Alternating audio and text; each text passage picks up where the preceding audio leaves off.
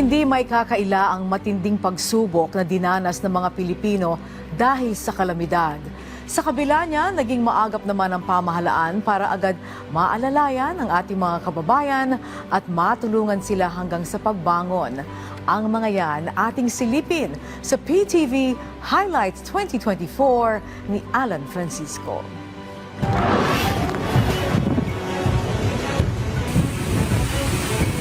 Sa bawat kalamidad sa bansa, agad na nagpupunta si Pangulong Ferdinand R. Marcos Jr. sa mga kababayang nasalanta. Bukod sa pamahagi ng ayuda, ipinararamdam ng Pangulo sa mga apektado ng kalamidad na nariyan lang ang gobyerno at palaging handang umalalay. Gaya na lang ng magkakasunod na manalasa ang bagyong Christine, Marce, Nika, Ophel at Pepito, kung saan tiniyak ng Pangulo ang tulong ng gobyerno. Kabilang din sa tulong na dala ng Pangulo ang kanyang programa, ang Presidential Assistance to Farmers, Fisherfolks, and their families. Ang inyong pamahalaan ay lagi namang handa na tumulong at samahan kayong makabangon bilang karagdagang suporta sa inyong pagbangon.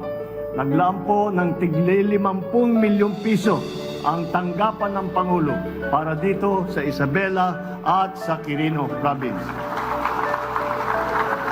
Mga kababayan, alam ko pong mabigat ang inyong iniinda. Ngunit sana, hindi po tayo panghinaan ng loob.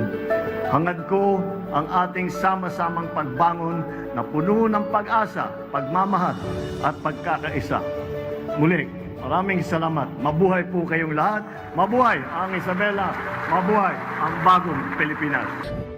Hindi lang ang mga Pilipinong nasa Pilipinas ang prioridad ng Pangulo, kundi maging ang mga nagtatrabaho sa ibayong dagat. Kabilang na riyan ang pagtutok ng Administrasyong Marcos sa kaso ni Mary Jane Veloso sa Indonesia. At nito lang buwan, nakabalik na sa bansa si Veloso. I always at least bring it up na baka sakali magbago.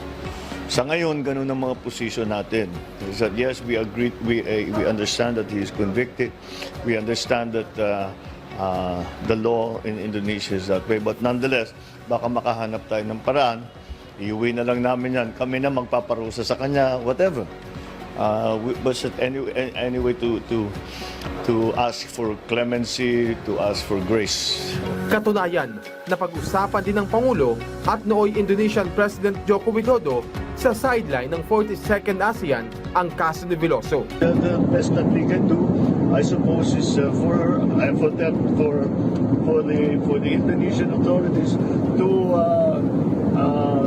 re-examine the case para lang as a favor to the Philippines. Yun lang ang napag-usapan namin, not much more than that.